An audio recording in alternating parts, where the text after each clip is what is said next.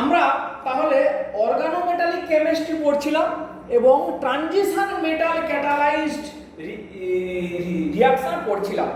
আগের দিন আমরা শুরু করেছিলাম মেইনলি প্যালাডিয়াম ক্যাটালাইজড রিঅ্যাকশন, হেক রিঅ্যাকশন আমরা পড়েছিলাম। তো সেই রিঅ্যাকশনটার বিউটি কি ছিল না, কার্বন কার্বন বন্ড তৈরি হয়।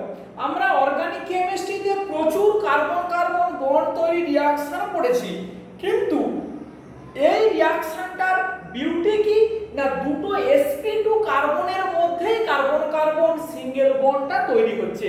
এটাই হচ্ছে এই রিঅ্যাকশনগুলোর বিউটি। বেশ, তাহলে যে যেখান থেকে শেষ করেছিলাম সেখান থেকেই যদি আমরা পরের রিঅ্যাকশনটা শুরু করি, আমাদের ছিল জিনিসটা এরকমই যে R-X প্লাস R2Y এরকমই একটা ছিল, বা আমাদের এরকমই ছিল এই R-X এর সাথে মনে করি তো একটা অ্যালকিন ছিল এরকমই জেড। তাহলে এইটা ছিল হেক রিঅ্যাকশনের প্যালাডিয়াম 2 দেওয়া হতো, প্যালাডিয়াম অ্যাসিটেট। এই আরটা কি ছিল, aryl or vinyl halide or triplet থেকে কি তৈরি হচ্ছিল, আর ড্যাশ থেকে এই ডবল বন্ড এই জেড, এই বন্ডটা তৈরি হচ্ছিল, এই কার্বন কার্বন সিঙ্গেল বন্ডটা তৈরি হচ্ছিল। বেশ, এখন আজকে আমরা যদি শুরু করি যে এই কম্পাউন্ডটা ফিক্সড R-X মানে অ্যারাইল অর ভিনাইল ট্রিপলেট, এর সঙ্গে এই যে অ্যালকিনটা এইটা যদি এইরকমই হয় R2M, একটা আরেকটা অর্গানোমেটালিক রিএজেন্ট, এবং অতি অবশ্যই ওই মেটালটা অ্যাটাচ থাকবে একটা ডবল বন্ডের সঙ্গে। তাহলে এইটা একটা অর্গানোমেটালিক রিএজেন্ট। একে যদি আমরা মেইনলি প্যালাডিয়াম 0 দিয়ে ক্যাটালাইজড করি, কি হবে না, এই R1 R2 এর মধ্যে মলিকিউলটা তো যে কার্বন কার্বন সিঙ্গেল বন্ডটা তৈরি হলো, এই মেটাল হ্যালাইডটা MX টা এখান থেকে বেরিয়ে গেল। এইটাই হচ্ছে আজকে যেটা আমরা পড়বো সেই রিঅ্যাকশনটার beauty.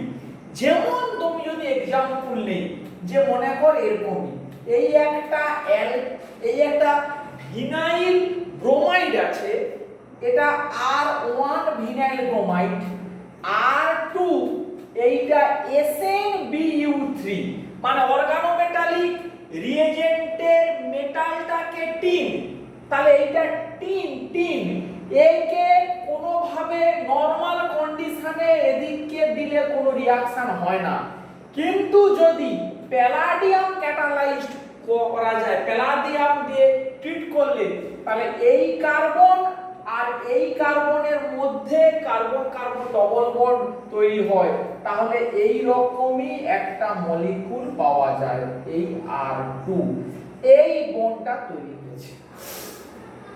This bond is formed. Same একই রকমের আমরা বলতে পারি এই R1 এই alkyl bromide plus R2 double bond Li মানে ভিনাইল লিথিয়াম মেশালে কোনো রিঅ্যাকশন হয় না, কিন্তু এই রিঅ্যাকশনে যদি কপার দেওয়া হয়, কপার 1, তখন কিন্তু এবং অতি অবশ্যই প্যালাডিয়াম 0, প্যালাডিয়াম 0 প্রেজেন্সে এদের মধ্যে ওই বন্ড তৈরি হয়, এই R2, এই কার্বন কার্বন বন্ডটা হয় তৈরি। তাহলে অর্গানোমেটালিকের সঙ্গে ভিনাইল বা অ্যারাইল হ্যালাইড বা ট্রিপলেটের রিঅ্যাকশনটা হয়।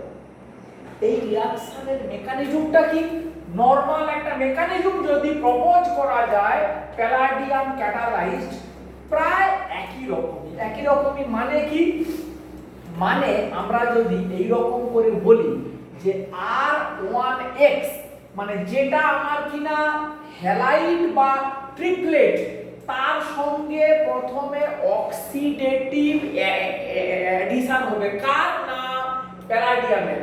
তাহলে R1X প্যালাডিয়াম L2, অবশ্যই প্যালাডিয়াম এটা 0, তাহলে প্রথমে কি হবে অক্সিডেটিভ এই PdL2 এই X এই R1, এইভাবে প্রথম স্টেপে অক্সিডেটিভ অ্যাডিশন হলো। এরপরে কি দেওয়া হয় R2M অর্গানোমেটালিক। অর্গানোমেটালিক মানেই মেটালটা প্লাস R2টা মাইনাস। কি হবে R2 প্যালাডিয়ামের সঙ্গে রিঅ্যাকশন করলো X মাইনাসটা বেরিয়ে যায়, তাহলে PdL2 এই R1 এই R2 কে বেরিয়ে গেল NX, এখান থেকে X মাইনাস এখান থেকে N প্লাস বেরিয়ে গেল। তাহলে এই দুটোই প্যালাডিয়ামের সঙ্গে লিংকেজ হয়ে গেল। এবারে লাস্ট স্টেপে কি হবে রিডাকটিভ এলিমিনেশন। এই R1 R2 বন্ড হয়ে বেরিয়ে গেল, আবার প্যালাডিয়াম 0 ফেরত চলে গেল। তাহলে আগে যা পড়েছি similar kind almost oxidative addition, তারপরে লাস্টে রিডাকটিভ এলিমিনেশন। ডিপেন্ডিং আপন দিস মেটাল, এই মেটালটা কি তার উপরেই বেস করে এই রিঅ্যাকশনগুলোর ডিফারেন্ট সাব ক্যাটাগরি বা সাব নেমিং। তাহলে প্রথমে আমরা এরকম করে একটু দেখি যে অর্গানোমেটালিক এই যে R2M এই মেটালটা কি হতে পারে। এই মেটালটা 3 হতে পারে, SnBu3 হতে পারে, কপার হতে পারে, ম্যাগনেসিয়াম হতে পারে, জিঙ্ক হতে পারে, বোরন হতে পারে, এই ধরনের রিয়েজেন্ট হতে পারে। আর এই যে হ্যালাইডটা কি হতে পারে না এরকম করে ArX হতে পারে বা ভিনাইল X হতে পারে, বা এখানে একটু আরো কয়েকটা সাবস্ট্রেট অ্যাড করা যায়, অ্যালাইল হ্যালাইড হতে পারে, অ্যালাইল হ্যালাইড বা বেঞ্জাইল হ্যালাইড হতে পারে, ArCH2X। এই ধরনের কম্পাউন্ডও এই রিঅ্যাকশনে অংশগ্রহণ করে।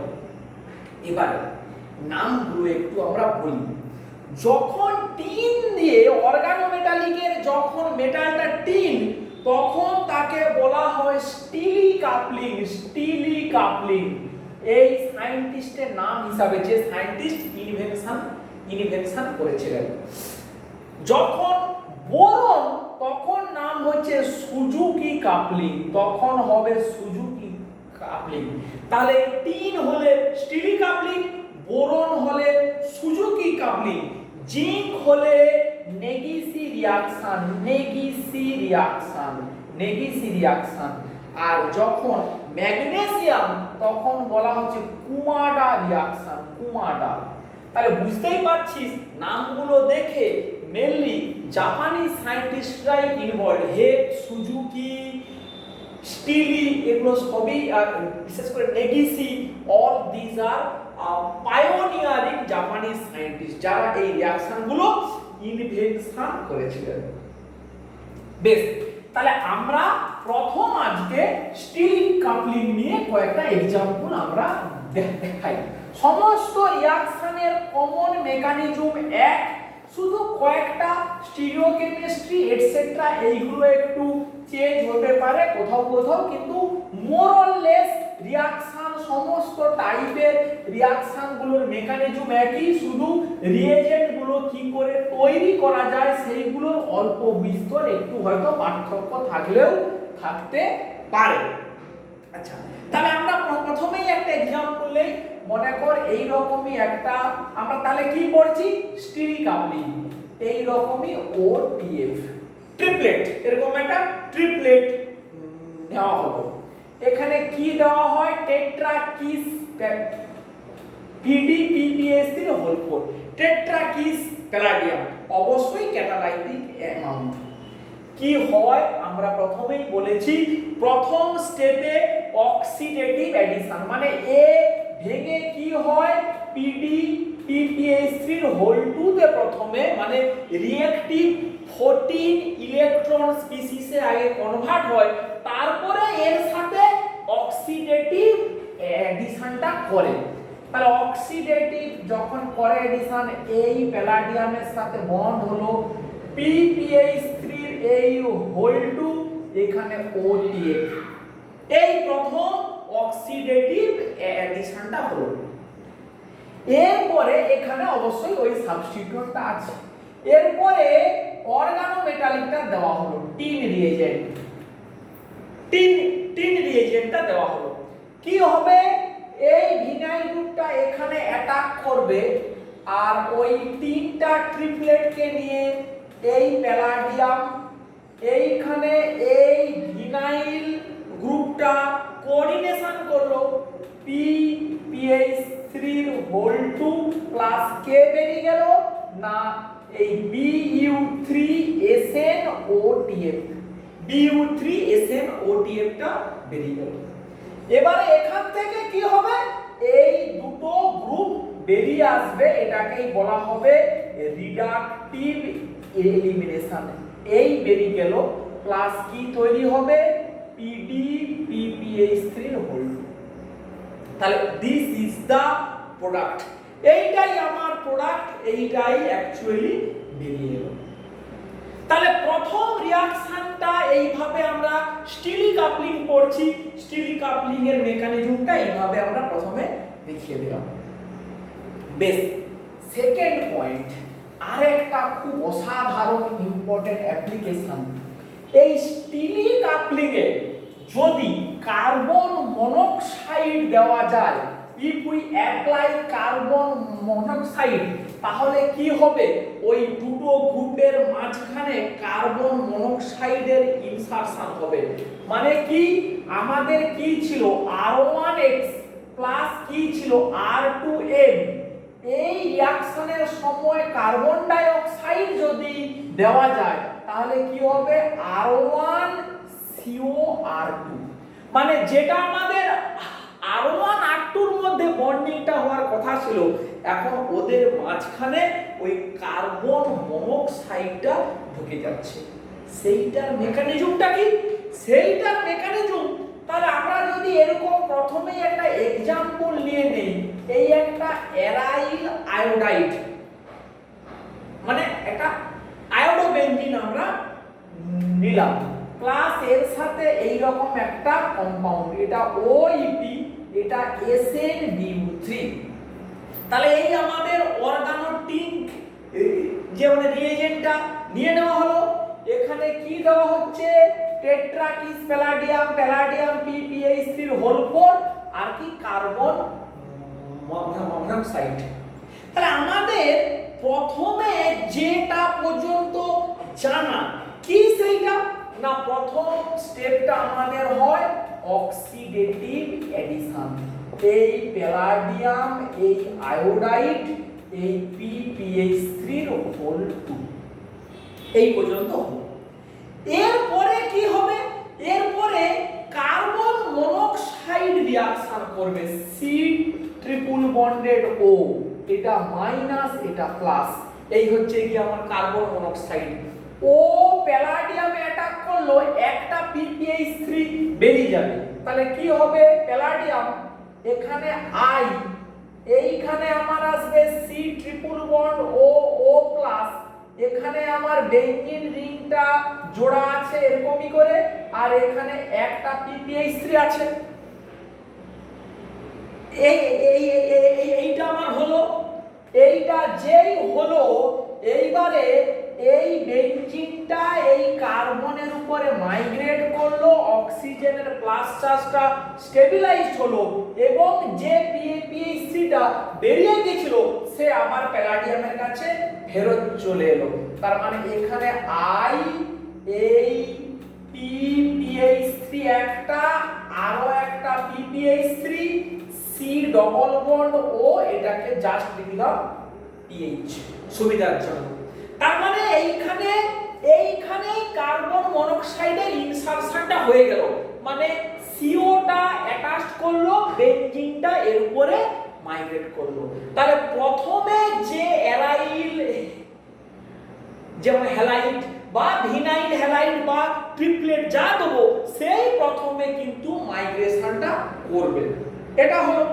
এরপরে স্ট্যান্ডার্ড মেকানিজম কি, এই ডবল বন্ড ওইটি SnBu3 আমরা দেবো। এবারে কি হবে, নরমাল মেনে আই বেরোবে, টিন বেরোবে, এইটা এখানে এই palladium C double bond OPH এর সাথে এই ডবল বন্ডটা জুড়েছে, এখানে আছে ওইটি PPH3 PPH3 কে বেরোলো Bu3SnI, এটা বেরিয়ে গেল। এবারে লাস্ট স্টেপে কি হবে, এই দুটো গ্রুপ মিলিয়ে কি করবে, রিডাকটিভ এলিমিনেশন, মানে ওদের মধ্যে বন্ডিংটা হবে তৈরি, PHCO এই ডবল বন্ড এই ওইটি। So that is the product, এইটাই আমাদের product plus palladium PPH3 holding, এইটা আমার প্রোডাক্ট। কি ইন্টারেস্টিং হইতে দেখ। তাহলে কি হলো না, মাঝখান থেকে আমার কার্বন মনোক্সাইডের ইনসারশন হয়ে গেল, কার্বন মনোক্সাইডের ইনসারশন হয়ে গেল। কি পড়ছি আমরা না, আমরা পড়ছি এটা স্টিলি কাপলিং, স্টিলি কাপলিং।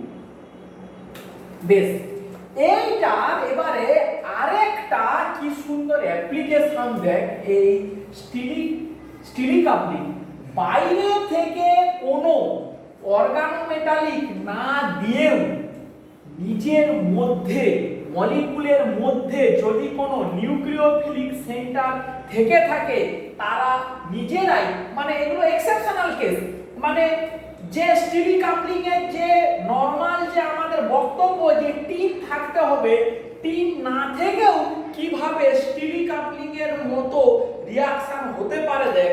মনে কর এরকমই একটা নেওয়া হয়েছে R2, এই ডবল বন্ড এখানে I, এটা নেওয়া হলো এই OH, এটা R1, এই রকমই একটা মলিকুল নেওয়া হলো।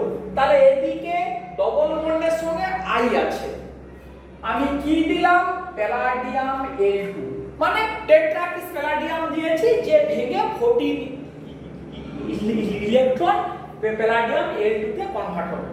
তাহলে ও কি করবে, প্রথমে অক্সিডেটিভ অ্যাডিশন করবে এই বন্ডটার মধ্যে, সেটাকে এইভাবে লিখি R2 এই OH R1, এটাকে এইভাবে না লিখলে পরে মুশকিল, এই PdL2I, এই আমার হয়ে গেল অক্সিডেটিভ অ্যাডিশন। এবারে আমি এখানে কার্বন মনোক্সাইড দিলাম, কি হবে আমি জানি এই বন্ডটার মাঝখানে CO2টা ঢুকবে, সেই মেকানিজম আমরা অলরেডি জেনে ফেলেছি। তাহলে কি হবে না, এইটা R2 এই ডবল বন্ড এই C ডবল বন্ড ও এই প্যালাডিয়াম এই L2I, সরি একটা Li আর এই OH এই R1, এইটা হয়ে আমার বসে আছে। এইবারে কি হবে, as simple as এই লোন পেয়ারটা অ্যাটাক করলো, এইটা খুলে বেরিয়ে চলে এলো। তাহলে কি পেলাম, এই double bond C double bond ও এই অক্সিজেন R1 R2, একটা ল্যাকটোন পেয়ে গেলাম, 5 মেম্বার ল্যাকটোন অক্সিও ইনসারশন হয়ে একটা রিং কম্পাউন্ড পেয়ে গেলাম।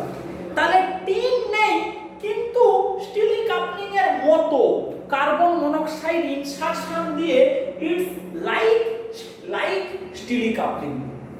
এইগুলো খুব এক্সেপশনাল এক্সাম্পল, পরীক্ষাতে প্রচুর দেয়, বারবার করে বলছি, প্রচুর বার দেয় পরীক্ষাতে। তাহলে এইটা গেল কি আমাদের স্টিলি কাপলিং এর এক্সাম্পল। এরপরে আমরা যে পার্টটা পড়বো, ইট বিকেমস বোরন দিয়ে, বোরন দিয়ে আমরা সুজুকি সুজুকি কাপলিং পড়ো। তাহলে সুজুকি কাপলিং, সুজুকি কাপলিং কি দিয়ে? বোরন। কে করে? বোরনের mainly boronic acid or ester, boronic acid বা এস্টার এরাই রিঅ্যাকশন করে। আগে দেখাই তাহলে বুঝতে পারবে। কি না, এই মলিকুলটার করেসপন্ডিং আমাদের অলরেডি পড়া BH, এটা হচ্ছে ক্যাটেকল বোরেন। ক্যাটেকল বোরেন মানে BH3 এর সঙ্গে ক্যাটেকলের রিঅ্যাকশনের এই মলিকুলটা তৈরি হয়। এটাও একটা বোরনের হাইড্রাইড ডোনেটিং রিএজেন্ট। একে যদি একটা অ্যালকাইনের সঙ্গে ফেলি, এরকম R1C ট্রিপল বন্ড R2, কি হবে? এরা সিন ম্যানারে হয় অ্যাড, BRH এই ট্রিপল বন্ডে সিন ম্যানারে অ্যাড হয়। R1H এই double bond R2B O O এই রকমই একটা প্রথমে এই মলিকুলটা তৈরি হয়। তাহলে এইখানে দেখ, এই ডবল বন্ডের সঙ্গে বোরনের বন্ড, এটাই আমার organometallic reagent. This is the organometallic reagent. আমরা আর কিন্তু ডিটেইলস মেকানিজমে যাব না, কারণ আমরা সমস্ত মেকানিজম একই রকমই আমরা জেনে নিয়েছি। এবারে এর উপরে কি দেবো? টেট্রাকিস প্যালাডিয়াম, আর কি দেবো? একটা অ্যারাইল ব্রোমাইড, একটা অ্যারাইল ব্রোমাইড। তাহলে টেট্রাকিস প্যালাডিয়াম আর অ্যারাইল ব্রোমাইড প্রথমে কি করবে? Oxidative addition. তারপরে কি হবে? গিয়ে আলটিমেটলি কি হবে? যেই জায়গাটাতে কার্বনের সঙ্গে বোরনের বন্ড ছিল, সেই জায়গাটাতেই কে জুড়ে যাবে? আর গ্রুপটা জুড়ে যাবে, আর গ্রুপ। এই বন্ডটাই তাহলে তৈরি হলো by Suzuki coupling. Suzuki coupling করে এইটাই আমার তৈরি হলো। কয়েকটা एग्जांपल আমরা একটু দেখাই, দু একটা एग्जांपल। কি সেইটা? না ধর এরকমই C6H13 C triple bonded CH, C6H13 C triple bonded CH, এটার উপরে দেওয়া হলো এই ক্যাটেকল বোরেন OBH। তাহলে কি তৈরি হবে? C6H13 C, এখানে H, এই H, এই B, তারপরে যা আছে আছে, এরকমই আছে। এইটাই হবে তৈরি। জানি যে যে পাশে মোর হিন্ডার ওদিকে যাবে H, যেদিকে লেস হিন্ডার ওখানে কে আসবে? হাইড্রোজেন।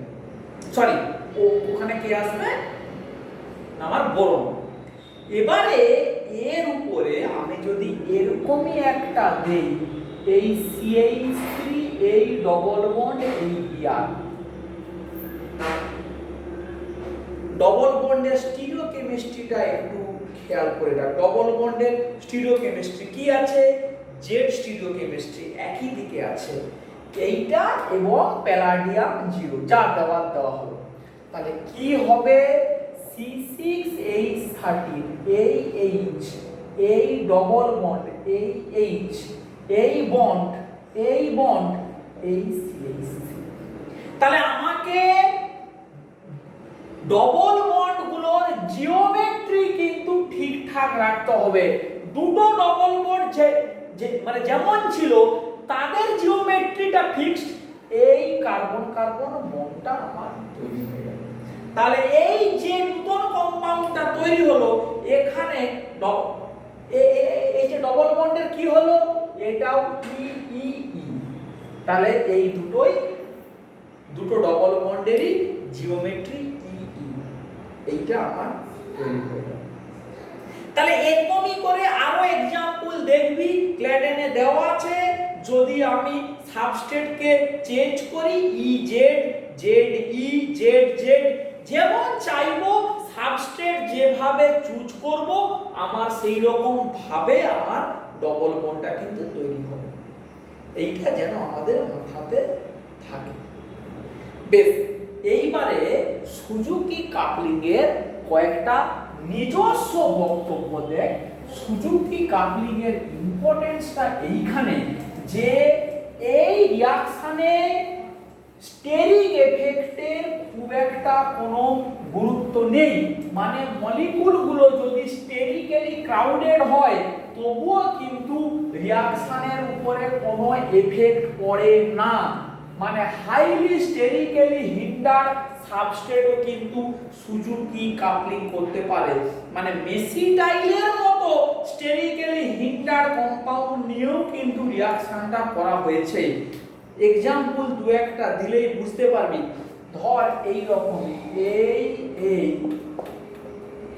এইটা BOO, এই রকমই বোরোনিক অ্যাসিডের কমপ্লেক্সটা OAB প্লাস যে অ্যারাইলটা নেওয়া হয়েছে অ্যারাইল আয়োডাইড, মানে মেসিটাইল আয়োডাইড নেওয়া হয়েছে, মেসিটাইল আয়োডাইড, আর এইটা আমার এই বোরন মলিকুলটা প্যালাডিয়াম PPH3 হোল 4। তাহলে কি প্রোডাক্ট তৈরি হয়েছে দেখ, এইটার মধ্যে বন্ড তৈরি হয়েছে OMe, এই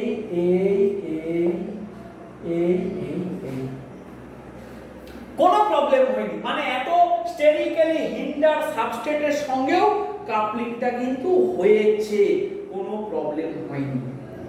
এবারে নেক্সট এক্সাম্পলটা দেখ, ইলেকট্রন রিচ বা ইলেকট্রন ডেফিসিয়েন্ট, বা যদি আমরা প্রথমে একটা উল্টো এক্সাম্পল নেই যে স্টেরিক ক্রাউডিংটা যদি এদিকে থাকে, মানে বোরোনিক অ্যাসিড পার্টেও যদি স্টেরিক ক্রাউডিং থাকে তখনও কিন্তু কোনো প্রবলেম হয়নি। তার একটা এক্সাম্পল দেখ, এই BOH এর হোল 2, BOH এর হোল 2, এখানে OAB, এখানে TBU, এখানে TBU, এত স্টেরিক্যালি ক্রাউডিং, এটা যেহেতু বোরোনিক অ্যাসিড আর এই দিকের সাবস্ট্রেটটা একটা পিরিডিন ডেরিভেটিভ, এই BrHCH3, তাহলে এটা N, এটা পিরিডিন 2,3-মিথাইল 2-ব্রোমো পিরিডিন, এরকমই সাবস্ট্রেট নিয়েও PDPH3 হোল 4 এরাও কাপলিং করেছে, কোনো প্রবলেম হয়নি। স্ট্রাকচারটা নিজেরা লিখে নিন, ঠিক আছে? তো এরকমই আরো একটা পিরিডিন ওয়ালা বা কুইনোলিন ওয়ালা এক্সাম্পল প্ল্যাটিনামের বইতে আছে, একই রকমই, তার মধ্যে কোনো আর মানে সেপারেট কিছু নেই, সেই জন্য সেই এক্সাম্পলটা আমি আর দেখাচ্ছি না। তাহলে আমরা কি শিখলাম? আমরা দুটো রিঅ্যাকশন আজকে পড়লাম, একটু যদি আবার সামারি করি। প্রথমটা হচ্ছে প্রথমটা বললাম স্টিলি কাপলিং, সেকেন্ডটাতে আমরা বললাম সুজুকি কাপলিং, ঠিক আছে? তো তাহলে প্রথমটাতে কি করলাম, স্টিলি কাপলিং, তারপরেটা সুজুকি কাপলিং। তাহলে স্টিলিতে টিন দিয়ে হয়েছিল আর যেহেতু সুজুকিকে বোরন দিয়ে হয়েছিল। আর একটা যদি রিঅ্যাকশন আজকে একটু আমরা পড়ে নেই, সেইটা হচ্ছে Sonogashira reaction. Sonogashira, SONOGASIRA, Sonogashira reaction. Sonogashira reaction কে করে না? অ্যালকাইন। অ্যালকাইনের মধ্যে আবার কে করে না? টার্মিনাল অ্যালকাইন। টার্মিনাল অ্যালকাইন কার সঙ্গে রিঅ্যাকশন করে না? সেই একই রকমই vinyl or aryl halide. Vinyl or aryl হ্যালাইডের সঙ্গে করে রিঅ্যাকশন কপারের প্রেজেন্সে। তাহলে রিঅ্যাকশনটা এরকমই, ARX plus HC triple bond Cr palladium 0 in presence of copper 1, in presence of copper 1 আর একটা বেস Et2NH, কি তৈরি হয়? ArC triple bond Cr। এই কার্বন কার্বন বন্ডটা হচ্ছে। তাহলে এখানে sp2 কার্বনের সঙ্গে আরেকটা sp কার্বনের বন্ড তৈরি হচ্ছে। এই রিঅ্যাকশনের মেকানিজমটা একটু দেখাই। কি সেইটা না, HC ট্রিপল বন্ড Cr, এখানে কপার 1 আর বেসের প্রেজেন্সে এই হাইড্রোজেনটা অ্যাসিডিক, এইটা এক্সচেঞ্জ হয়ে যায়, মানে ওটা সরে গিয়ে ওখানে কপারের সঙ্গে বন্ডিংটা হয়ে যায়। এই আর মানে এই আমার অর্গানো কপার রিএজেন্টটা এইভাবে তৈরি হয়, মানে এই কার্বনটা মাইনাস এই কপারটা প্লাস। এই আমার অর্গানো কপার রিএজেন্টটা প্রথমে এইভাবে তৈরি হয়। এরপরে রিঅ্যাকশনের মেকানিজম একদম একই রকমই। ArX সঙ্গে PdL2 অক্সিডেটিভ অ্যাডিশন ArPdL2X, এখানে এবারে কে অ্যাটাক করবে? এই মলিকিউলটা C ট্রিপল বন্ড Cr, এই কপার। কি হবে? এই টার্মিনাল অ্যালকাইনের কার্বনটা প্যালাডিয়ামে অ্যাটাক করবে, এক্সট্রা বেরিয়ে যাবে। তাহলে Ar এই PdL2 C triple bond Cr plus কে বেরিয়ে গেল? CuX টা বেরিয়ে গেল। এবারে লাস্ট স্টেপে অবভিয়াসলি বুঝতে পারছিস কি হবে? এই Ar এটা বেরিয়ে আসবে, Ar C triple bond Cr plus PdL2, reductive elimination হয়ে এই পার্টটা ভেঙে বেরিয়ে চলে যাবে। রিডাকটিভ এলিমিনেশন হয়ে ওই পার্টটা ভেঙে বেরিয়ে চলে যাবে। রিঅ্যাকশনের কিছু বিউটি আছে, কি না একটু স্টিরিওকেমিক্যাল বিউটি, মানে অ্যালকিনটা মানে ওই যে ভিনাইল হ্যালাইড, ওর স্টিরিওকেমিস্ট্রি যেরকমই প্রোডাক্টের স্টিরিওকেমিস্ট্রিতে সেটা কিন্তু মেইনটেইন হবে। কিরকমই?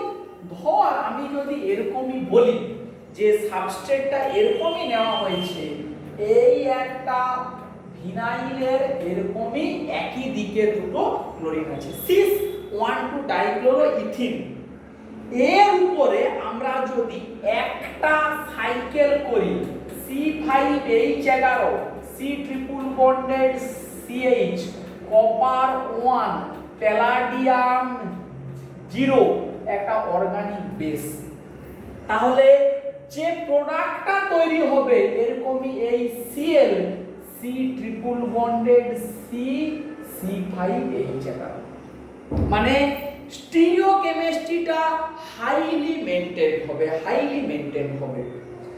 যদি এর উপরে আবার একটা সাইকেল হয় করানো, আবার একটা সাইকেল একই রকমই Et2NH প্যালাডিয়াম 0 কপার 1, তাহলে এই double bond C triple bond C এটাকে ধরলাম R, C triple bond C এটাকে ধরলাম R, এরকমই একটা মলিকিউল তৈরি হলো।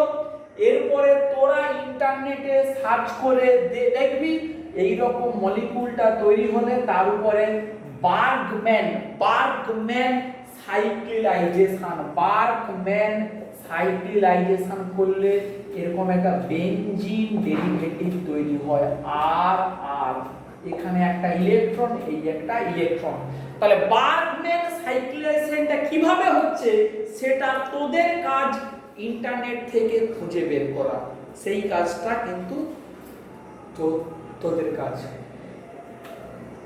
তাহলে এই পর্যন্তই থাকলো। শুধু তাই নয়, এই যে টার্মিনাল অ্যালকাইনটা এটা এরকমও হতে পারে HC triple bond C SiMe3, তাহলে এই কার্বন দিয়ে জুড়বে, সিলিকনের কিন্তু কোনো রোল নেই, সে যেমন থাকার থাকবে, সে ইনটেক্ট থাকবে। পরবর্তীকালে কোনো ট্রান্সফরমেশনের সিলিকন কেমিস্ট্রিকে কাজে লাগিয়ে করা হতে পারে, কিন্তু আপাতত এইখানে সিলিকনের কোনো কিন্তু রোল নেই। তাহলে আজকের ক্লাসটা আমরা এখানেই শেষ করছি, যে আমরা তাহলে তিনটে রিঅ্যাকশন মেইনলি পড়লাম। আবার বলছি, স্টিলি, সুজুকি, সোনোগাসিরা।